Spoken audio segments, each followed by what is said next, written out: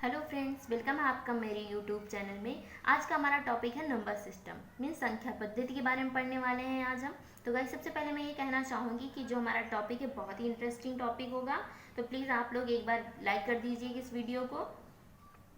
आपने चाहे कहीं पर भी नंबर सिस्टम पढ़ा हो, लेकिन जो आप यहाँ होगा, आप यहाँ पढ़ेंगे वो यूनिक होगा, मतलब आपको बेस से जोड़ेगा कि एक्चुअल में नंबर है क्या चीज़। मतलब ये नंबर सिस्टम बना है तो उससे पहले नंबर आया होगा, और नंबर किस किस तरीके के होते हैं, ये सब चीज़ों को जानना बहुत ज़रूरी है।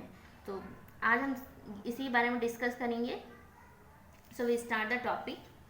सो पहले हम डिस्कस करते हैं नंबर्स के बारे में। हमारे नंबर्स क्या होते हैं, यहाँ मेंशन है in Hindu Arabic system we have 10 digit. मतलब हिंदू अरेबिक सिस्टम में हमारे पास 10 अंक होते हैं। कौन कौन से? 0, 1, 2, 3, 4, 5, 6, 8 एंड 9।